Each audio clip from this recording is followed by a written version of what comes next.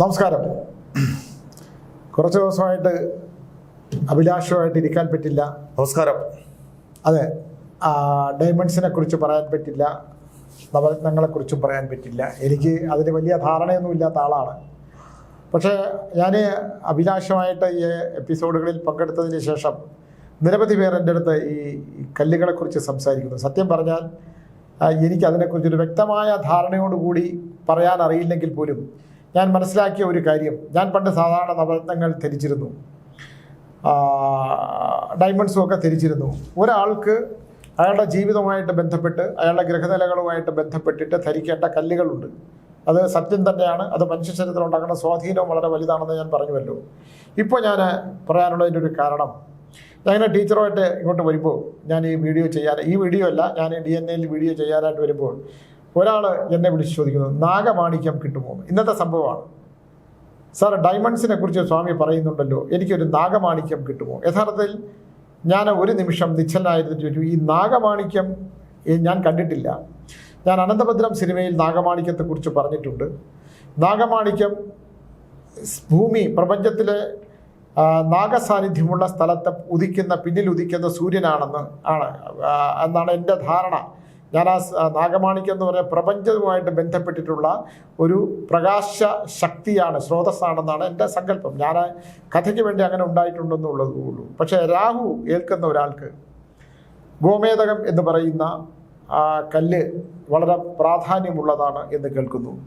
അപ്പോൾ ഗോമേതകം നാഗദോഷ ദുരിതങ്ങൾ ഉള്ളവർക്ക് ധരിക്കാൻ പറ്റുന്ന സിന്തറ്റിക് സ്വഭാവമില്ലാത്ത ഒറിജിനലായിട്ടുള്ള ഗോമേതകം നമുക്ക് ലഭിക്കുമോ? തീർച്ചയായിട്ടും സ്വാമി, നമുക്ക് ഈ ഗോമേതകം, നാച്ചുറലായിട്ടുള്ള ഗോമേതകം, സിന്തറ്റിക് അല്ലാത്ത ഗോമേതകം കൃത്യമായിട്ട് നമുക്ക് ലഭിക്കും.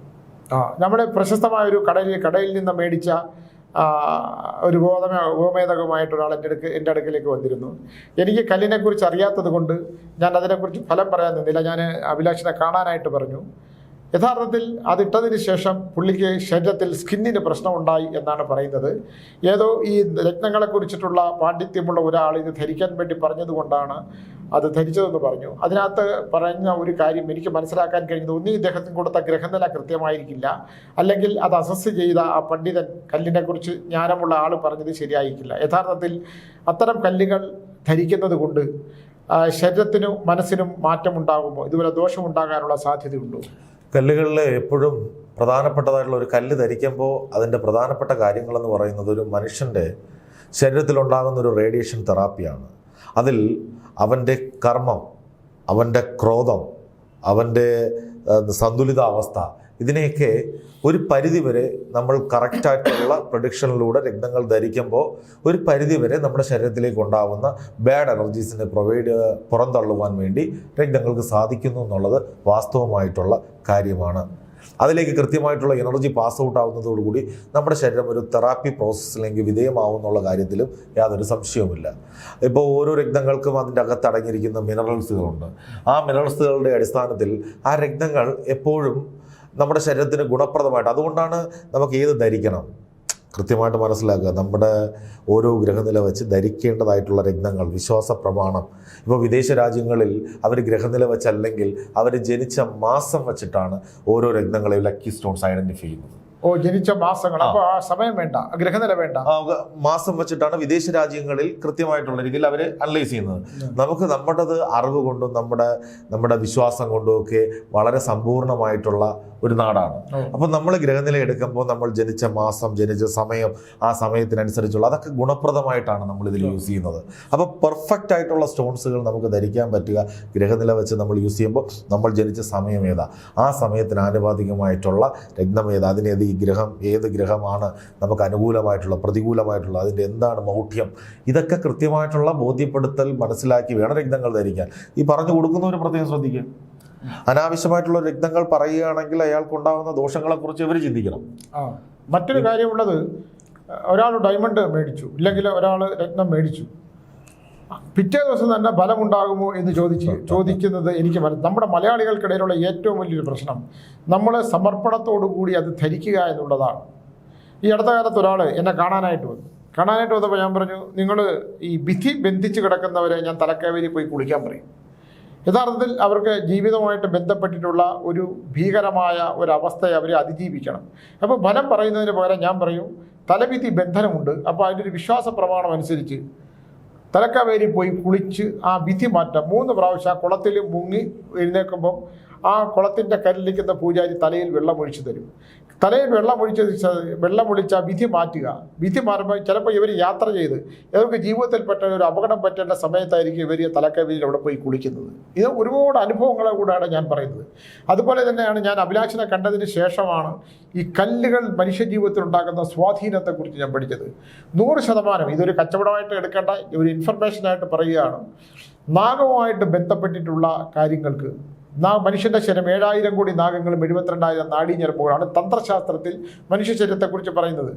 തീർച്ചയായും ഈ കല്ലുകളിൽ ഉണ്ടാക്കുന്ന സ്വാധീനം നമ്മുടെ രക്തഓട്ടത്തിനും ഞരമ്പുകളിലൂടെയും ബോധത്തിലേക്കും വലിയ സ്വാധീനം ഉണ്ടാക്കുന്നതിന് ഒരുപാട് തെളിവുകളുണ്ട്.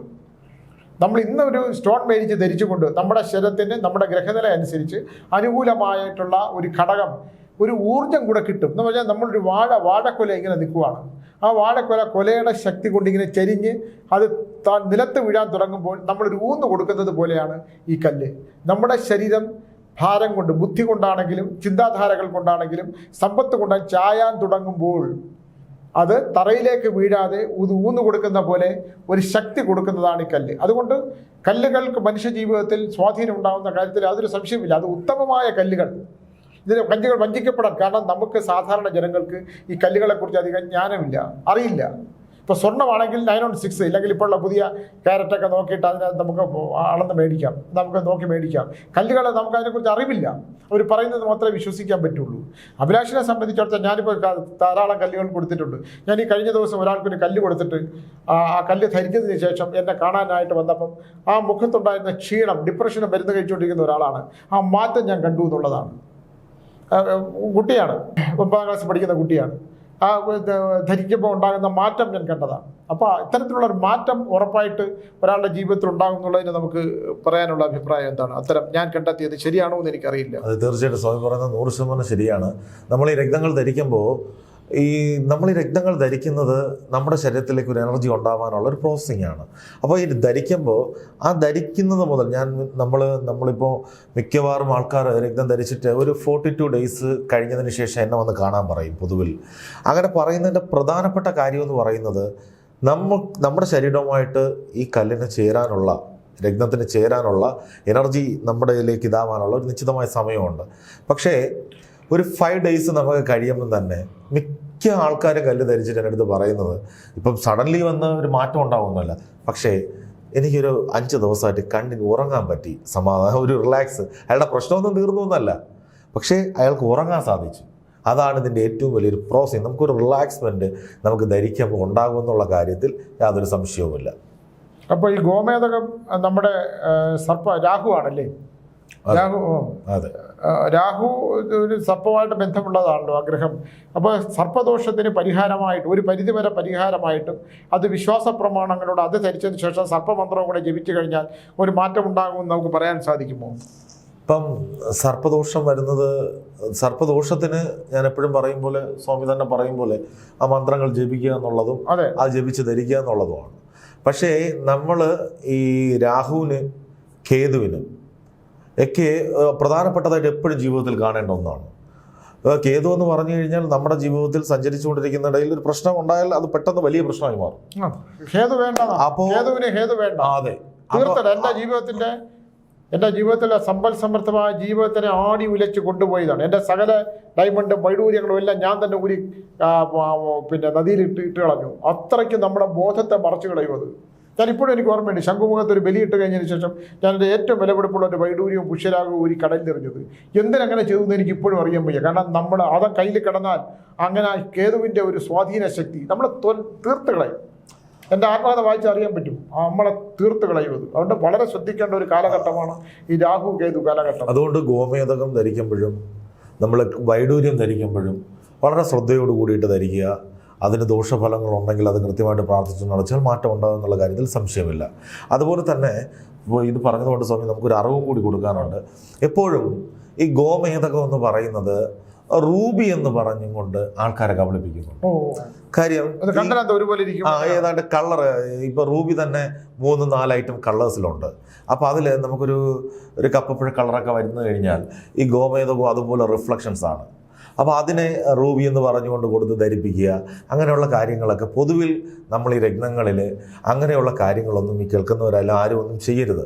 ഈ രത്നങ്ങൾ ധരിക്കുക എന്ന് പറയുന്ന ഒരു വിശ്വാസത്തോടു കൂടി ധരിക്കുക, അവരൊരു പ്രാർത്ഥനയോടുകൂടി ധരിക്കുക, അവരിലുണ്ടാകുന്ന ഒരു എനർജി ഉണ്ടാവുക.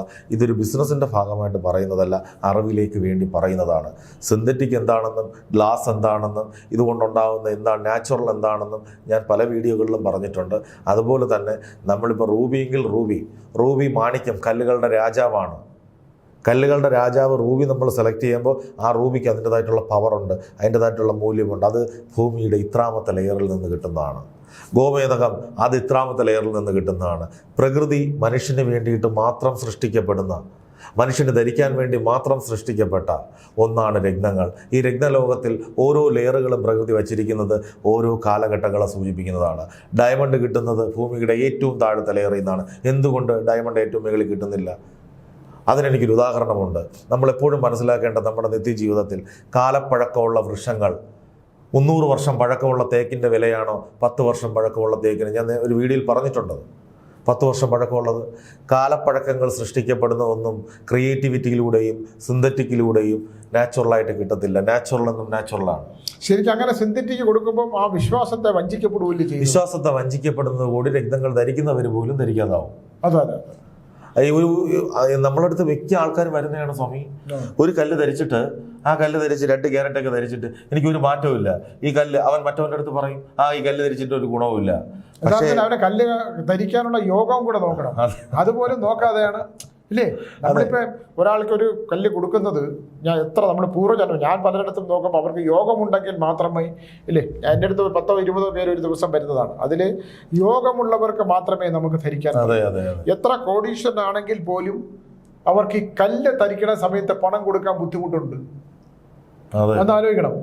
കോടികൾ കയ്യിലുള്ള ഒരാളാണ്, പക്ഷെ എന്ന് പറഞ്ഞാൽ അവന്റെ ദുരിതം ബന്ധിച്ച് നിൽക്കുവാണ്. ആ ദുരിതബന്ധനം നിൽക്കുമ്പോൾ ആ ദുരിതബന്ധനം മാറ്റാൻ ശക്തിയുള്ള സ്റ്റോൺ നിന്റെ ശരീരത്തിലേക്ക് പ്രവേശിക്കാൻ അവൻ്റെ നെഗറ്റീവ് എനർജി അനുവദിക്കില്ല. അവൻ ആ പണം അവിടെ ബ്ലോക്ക് ചെയ്യും. ഇങ്ങനെയുള്ള ഒരുപാട് സത്യങ്ങൾ നമ്മൾ ഉള്ളിലേക്ക്, ആ നിഗൂഢതകളിലേക്ക് നമ്മൾ ഇറങ്ങി ചെല്ലുമ്പോഴും മാത്രമാണ് ഇതിനെക്കുറിച്ച് അറിയാൻ പറ്റുന്നത്.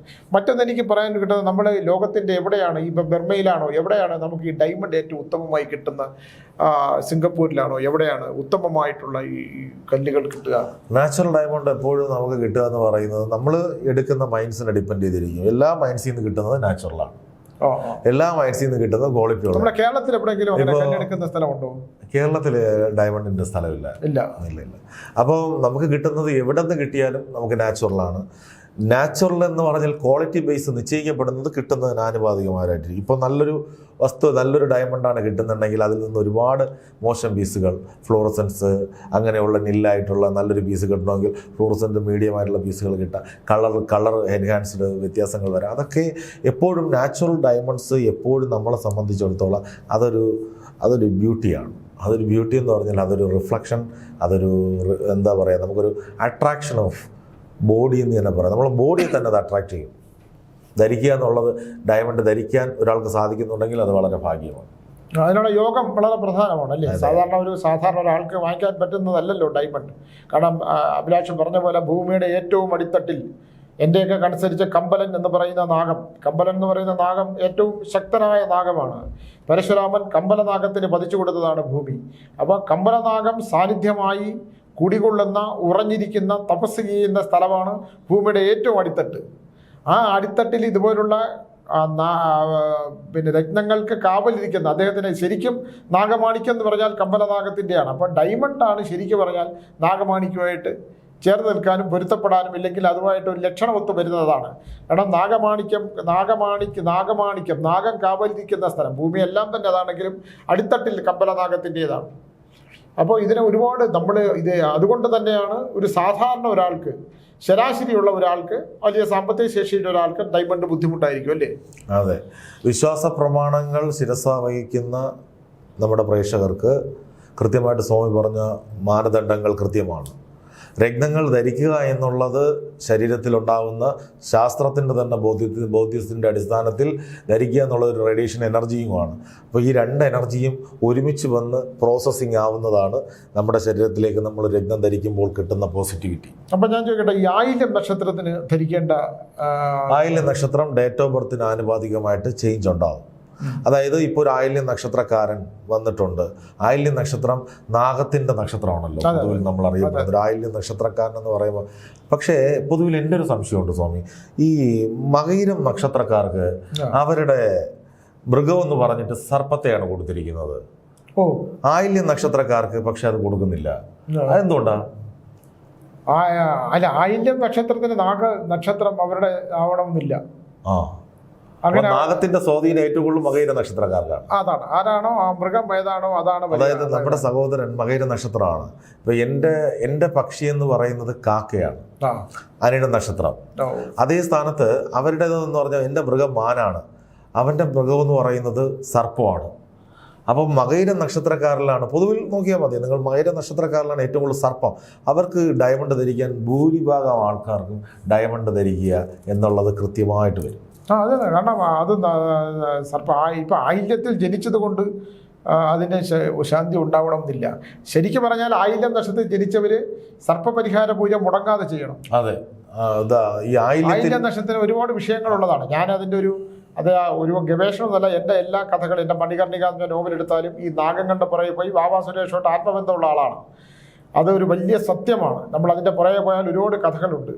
പക്ഷെ നമുക്ക് ഈ ലക്ഷക്കണക്കിന് പൂജ ചെയ്തതിനേക്കാൾ ബലമാണ് നമ്മുടെ ശരീരത്തിനോട് എപ്പോഴും ചേർന്ന് കിടക്കുന്ന നമ്മുടെ കൃത്യമായ ഗ്രഹനില അനുസരിച്ച് കണ്ടെത്തിയിട്ട് ഇത് ധരിക്കാൻ പറ്റിയാൽ ജീവിതത്തിലുള്ള വലിയ വലിയ അപകടങ്ങൾ മാറിപ്പോകും.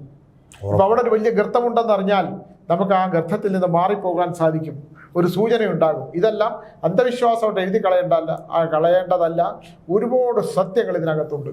ഇപ്പോൾ ഞാൻ വിശാഖം നക്ഷത്രക്കാരാണ്. വിശാഖം നക്ഷത്രം സിംഹമാണ്. അപ്പോൾ യെല്ലോ പുഷ്യരാഗമാണെന്ന് തോന്നുന്നു അതിനകത്തല്ലേ. അത് ഉത്തമത്തിൽ ധരിക്കാത്തതിൻ്റെ ദോഷം എനിക്കുണ്ടായി. ഞാനിവിടെ പ്രശസ്തമായൊരു ജ്വല്ലറിയിൽ നിന്നാണ് അത് എടുത്തത്. പക്ഷേ കാലങ്ങൾ ഞാൻ പറഞ്ഞില്ല, അതെല്ലാം ഇളക്കി ഞാൻ കടലിൽ എറിഞ്ഞപ്പോൾ ഏതോ ഒരു ശക്തി, ആ കേതു ദിശയുടെ ആ ശക്തിയിൽ അതിനെ അതിജീവിക്കാൻ പറ്റിയില്ല. അതുകൊണ്ടല്ലേ നമ്മുടെ കയ്യിൽ കിടന്ന ആ മോതിരം ഒരു കടലിൽ കളയുക എന്നുള്ളത്. അപ്പോൾ അത് ഒറിജിനലായിട്ടുള്ളൊരു കാര്യമല്ലാത്തത് കൊണ്ട് തന്നെ നമ്മുടെ ബോധത്തിലേക്ക് അപ്പോഴത് വന്നില്ല. കല്ലുണ്ടാക്കുന്ന സ്വാധീനം വളരെ വലുതാണ്. അത് വില കൂടിപ്പുള്ളതാണ്. ഉത്തമമായ കല്ലുകൾ നമ്മൾ ധരിച്ചു കഴിഞ്ഞാൽ ജീവിതത്തിൽ മാറ്റം ഉണ്ടാകും എന്നുള്ള കാര്യത്തിൽ എനിക്ക് ബോധ്യം വന്നതുകൊണ്ടാണ് അഭിലാഷ് അത്തരത്തിലുള്ള കല്ലുകൾ മാത്രം കൊടുക്കുന്ന ഒരാളായതുകൊണ്ടും. ഇത് കച്ചവടം തന്നെയാണ്, കച്ചവടം ഒരു വ്യത്യാസമൊന്നുമില്ല. പക്ഷേ അതിന് ആ കച്ചവടത്തിനൊരു സത്യസന്ധതയുണ്ട്. ആ സത്യസന്ധതയും ദൈവഹൃതമാണ്. ദൈവത്തിൻ്റെ അനുഗ്രഹം കൂടെ ഒരാൾക്ക് മാത്രമേ ഇത്രയും സത്യസന്ധമായിട്ട് കാര്യങ്ങൾ ചെയ്യാൻ പറ്റുള്ളൂ.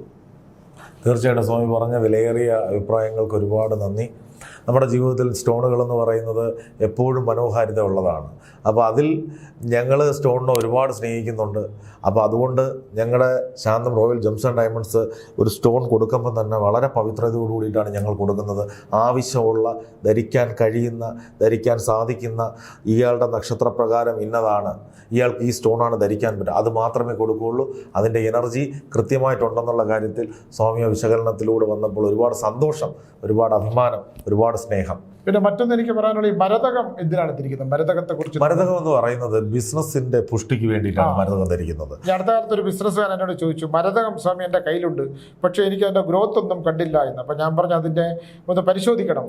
മരതകം എപ്പോഴും നമ്മൾ ധരിക്കുമ്പോൾ വളരെ ശ്രദ്ധയും വളരെ ക്ലാരിറ്റിയും. കച്ചവടക്കാരനാണ് എന്നെ വിളിച്ചത്, ഒരു ബിസിനസ് വ്യവസായിയാണ് എന്ന് പറഞ്ഞാൽ സാധാരണ ഒരു ഇതൊക്കെ നടത്തി. അപ്പോൾ ഇത് ധരിക്കാനായിട്ട് പറഞ്ഞു. ഇതൊരു പ്രശസ്തമായ കടയിൽ തിരുവനന്തപുരത്ത് നിന്ന് മേടിച്ചതാണ്. അത് ധരിച്ചതിന് ശേഷം പ്രത്യേകിച്ച് പുരോഗതി കണ്ടില്ല. അത് എങ്ങനെയുള്ള പുരോഗതിയാണ് നമ്മൾ കണ്ടാലേ പറയാൻ പറ്റുള്ളൂ. അതുപോലെ സ്വാമി പ്രധാനപ്പെട്ട ഒരു കാര്യം, ഈ മരതകം ധരിക്കുമ്പോൾ മറ്റൊരു സ്റ്റോണും ധരിക്കാൻ പാടില്ല. ഓ, അങ്ങനെയുണ്ട്.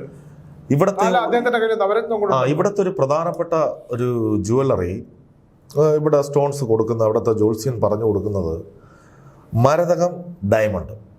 ഒരു മരതകം എടുത്താൽ ഒരു ഡയമണ്ട് എടുപ്പിക്കും. അപ്പോൾ ഈ ധരിക്കുന്ന ആൾ എന്ത് ചെയ്യും? ഈ മരതകത്തിനെ ധരിച്ച്, അത് 3 സെൻറ്റ് മരതകവും 1/2 സെൻറ്റ് അല്ലെങ്കിൽ 1 ക്യാരറ്റ് 1/2 ക്യാരറ്റ് ഡയമണ്ടുമാണ് കൊടുക്കുന്നത്. അപ്പം മിനിമം അവന് ഒരു നല്ലൊരു ബിസിനസ്സായി. അപ്പോൾ ഇത് ധരിച്ചിട്ട് അടുത്ത ഈ വിരലിൽ തന്നെ ഡയമണ്ടും ധരിപ്പിക്കും. അപ്പോൾ സ്വാഭാവികമായിട്ടും മോതിര വിരലിൽ ഡയമണ്ടും ധരിച്ച് നടുവിരലിൽ എമറോൾഡും ധരിക്കുക എന്ന് പറയുന്നൊരു ബോധ്യം അത് എങ്ങനെയാണ് അദ്ദേഹത്തെ ബാധിക്കുന്നു എന്നുള്ളതിനെക്കുറിച്ച് ചിന്തിക്കുന്നില്ല. കൃത്യമായിട്ടും എമറോൾഡും ഡയമണ്ടും ഒരുമിച്ചാണോ നിങ്ങൾ ധരിച്ചിരിക്കുന്നത്? നിങ്ങൾക്ക് കൃത്യമായിട്ടുണ്ടാകുന്ന ഏറ്റവും വലിയ ഇത് നിങ്ങളുടെ ബ്ലഡ് സർക്കുലേഷൻ, നിങ്ങൾക്ക് അറ്റാക്ക് വരെ വരാനുള്ള ചാൻസ് കൂടുതലാണ്. അതാണ് നമ്മുടെ സാധാരണ ജനങ്ങൾക്ക് ഇതിനെക്കുറിച്ചൊരു ധാരണയില്ല. അതുകൊണ്ടാണ് ഞാൻ ഇത്തരം വിഷയങ്ങൾ, ഞാനിപ്പോൾ അഭിലാഷുമായിട്ട് ഈ വീഡിയോ ചെയ്യുന്നത് കൊണ്ട് ധാരാളം ആൾക്കാർ എന്നെ വിളിക്കാറുണ്ട്. ഞാൻ പലരോടും പറയുന്നത്, എന്നെ അത് കണ്ടിട്ട് നിങ്ങളെ കല്ല്, എനിക്കറിയാൻ വയ്യ കല്ലിനെ കുറിച്ച്, അഭിലാഷിന് മാത്രമേ അറിയാവുള്ളൂ. നിങ്ങൾ ഈ കല്ലൊക്കെ ആദ്യം ഒറിജിനലാണോ, നിങ്ങൾക്ക് ധരിക്കാൻ സാധിക്കുന്നതാണോ, നിങ്ങൾക്ക് ആരോഗ്യപരമായ വിഷയങ്ങൾ എന്താണ്, ഇത് പലതും ചിന്തിച്ചിട്ട് വേണം ഒരു കല്ല് ധരിക്കാനായിട്ടുള്ളത്. അല്ല, അങ്ങനല്ലേ? അത് തീർച്ചയായിട്ടും നമ്മൾ എല്ലാ കാര്യങ്ങളും മനസ്സിലാക്കി കൃത്യമായിട്ട് കല്ലിനെക്കുറിച്ചുള്ള ബോധ്യം വന്നതിന് ശേഷം ആ കല്ല് പറയുന്ന സമയത്ത് കൃത്യമായിട്ട് ധരിക്കുക എന്നുള്ളതാണ്. അത് ധരിക്കുമ്പോൾ അതിൻ്റെ ഗുണം എന്താണെന്നും അത് നേരത്തെ ഉണ്ടായിരുന്ന എന്താണെന്നും നിങ്ങൾക്ക് തന്നെ ബോധ്യമാകും. നമ്മൾ പറയേണ്ടതായിട്ടുള്ള ആവശ്യകതയില്ല. പിന്നെ മറ്റൊന്ന്, ഈ കല്ലുകൾ, ഇടയ്ക്കൊരാൾ എൻ്റെ ഒരു കല്ല് കാണിച്ചു, അതൊക്കിപ്പോൾ ഇതിന് ശേഷമാണ് ആ കല്ലിൻ്റെ ഒരു പൊട്ടലുണ്ടോ എന്ന്. പക്ഷേ എനിക്കത് നോക്കിയിട്ട് എനിക്കതിൻ്റെ പ്രകാശധാര അങ്ങനെ ഉള്ളതുകൊണ്ട് ഒരു പോറൽ പോലെ ഇങ്ങനെ കണ്ടു. അത് യഥാർത്ഥത്തിൽ പൊട്ടുന്നതാണോ അതോ പിന്നെ ഇതിനകത്ത് സംഭവം നാച്ചുറൽ രക്തങ്ങൾ ഇപ്പോൾ നല്ലൊരു ഹൈ ക്വാളിറ്റി രക്തമാണെങ്കിൽ തീർച്ചയായിട്ടും പൊട്ടും. വലിയ ആഘാതങ്ങൾ സൃഷ്ടിക്കപ്പെടുമ്പോൾ നമ്മൾ എവിടെയെങ്കിലും പോയിട്ട് ഇടിക്കുന്ന സമയത്ത്, ഗ്ലാസ്സിലൊക്കെ ഇടിക്കുന്ന സമയത്തൊക്കെ കല്ലിന് സ്ക്രാച്ച് ഉണ്ടാവും. കല്ലിന് സ്ക്രാച്ച് ഉണ്ടായിക്കഴിഞ്ഞാൽ ഇതിൻ്റെ സെൻറ്റർ പോർഷനിൽ പൊട്ടലുണ്ടായാലോ കല്ലിൻ്റെ അകത്തൊരു സ്ക്രാച്ച് വന്നു കഴിഞ്ഞാലോ ഒക്കെ ഏറ്റവും വലിയ, നമ്മളിപ്പോൾ ഈ ഫ്രണ്ട് വ്യൂവിലെടുക്കുന്ന സ്ക്രാച്ച് ഒന്നുമല്ല, ഇതിൻ്റെ അകത്തെ സൈഡിലേക്ക് പ്രകാശം ചെന്ന് ഇൻബിൽറ്റ് ആവുന്ന അകത്തെ പോർഷൻ എപ്പോഴും ക്ലാരിറ്റി ഉള്ളതായിരിക്കണം. ഇല്ലാത്ത പക്ഷം അത് നമ്മളെ ദോഷകരമായിട്ട് ബാധിക്കുകയും ചെയ്യും. അപ്പോൾ പൊട്ടിയ കല്ലുകൾ ധരിക്കാൻ പാടില്ല.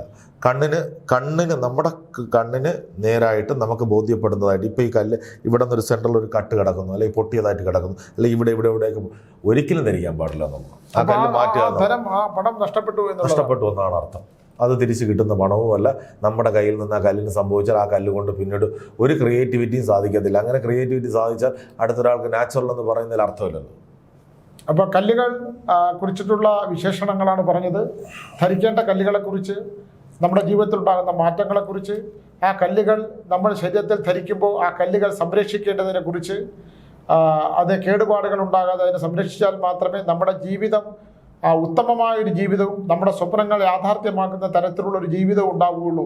അങ്ങനെ ജീവിതം യാഥാർത്ഥ്യമാക്കാൻ ചെയ്യുന്ന കഠിനാധ്വാനത്തിനോടൊപ്പം തന്നെ നമ്മുടെ ശരീരത്തിനും മനസ്സിനും ബോധത്തിനും നമ്മൾ ഉപയോഗിക്കുന്ന വാക്കുകൾക്കും നമ്മുടെ കർമ്മത്തിനുമൊക്കെ ഒരു ബലമേകാൻ, ആ ബലമേകാൻ ഇത്തരം കല്ലുകൾ ഒരു വലിയ ശക്തിയായിട്ട് മാറും. അതുകൊണ്ട് നമുക്കുള്ളതുപോലെ നമുക്ക് ഏതാണ് കല്ലുകൾ ധരിക്കേണ്ടതെന്ന് നമുക്ക് അഭിലാഷിനെ ബന്ധപ്പെടുത്തിയിട്ട് നമുക്ക് ആവശ്യമുണ്ടെങ്കിൽ മാത്രം, നിങ്ങൾക്ക് ആ കല്ലുകൾ കൊണ്ട് പ്രയോജനമുണ്ടെന്ന് ബോധ്യപ്പെട്ടാൽ മാത്രമേ അത് ധരിക്കാവൂ.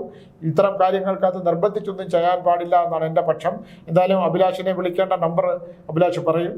നമുക്ക് ഇനിയും കാണാം. അതുവരെ അഭിലാഷ് നമ്പറും കാര്യങ്ങളൊക്കെ ഒന്ന് പറഞ്ഞു കൊടുക്കും. ഞങ്ങൾ സംരക്ഷണം എന്ന് പറയുന്നത് പ്രകൃതിയിൽ നിന്ന് കിട്ടുന്നതാണ്. സ്വാമിയിൽ നിന്ന് കിട്ടുന്ന വാക്കുകൾ നമ്മളെ സംബന്ധിച്ചിടത്തോളം നമുക്ക് കിട്ടുന്ന എനർജിയും സ്വാമിയായിട്ട് സ്പെൻഡ് ചെയ്യുന്ന സമയത്ത് നമുക്കുണ്ടാകുന്ന എനർജിയും വളരെ വലുതാണ്. ആ എനർജി ഭഗവാൻ സ്വാമിയിൽ നൽകുന്നതാണ് എന്ന് ഞാൻ വിശ്വസിക്കുന്നു. ആ വിശ്വാസം സംരക്ഷണമാകുന്നതാണ് രത്നങ്ങളും. ആ രത്നങ്ങൾ വളരെ മനോഹാരിതയുള്ളതാണ്, സൂക്ഷ്മമായിട്ട് വളരെ സത്യസന്ധമായിട്ട് ഉപയോഗിക്കാനുള്ളതാണ്. ഇനി അടുത്ത വീഡിയോയിൽ കാണാം. നന്ദി, നമസ്കാരം.